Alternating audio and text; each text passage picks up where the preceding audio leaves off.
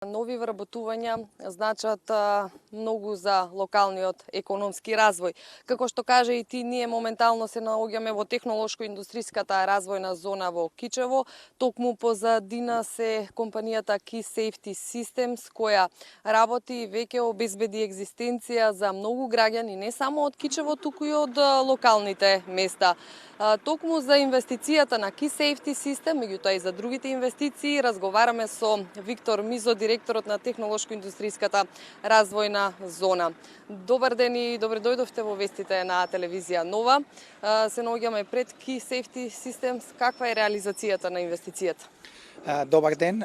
Значи, компанијата Key Safety Systems, која според првобитните планови планираше да вработи околу 680 луѓе во Македонија, веќе бројката на вработени е стигната до 1150. Што значи дека веќе имаме речиси двојно зголемување на бројот на работни места.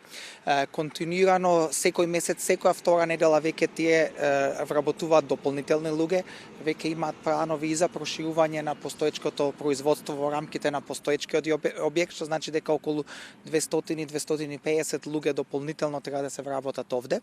Но она што е важно е дека тука се вработуваат луѓе од целиот Кичевски регион и дел од вработените се и од македонски брод, што значи дека тука имаме и македонци, албанци, турци, роми, срби, и за еден град како Кичево и овој регион над 1000 работни места навистина значат многу за заживување на локалната економија и за една подобра екзистенција која луѓето од овој регион може да ја најдат, а производот кој овде се произведува, воздушните перничиња, се вградуваат во некои од најсофистицираните возила кои се продаваат на европскиот пазар, што значи дека навистина имаме една позитивна приказна за заживување на регионот, но истовремено произведување на продукт кој е македонски продукт кои се пласира низ цела Европа и низ целиот свет.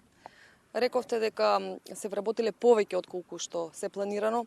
Тоа значи дека сопствениците се задоволни и од поддршката што ја добиваат од државата и од бизнис климата?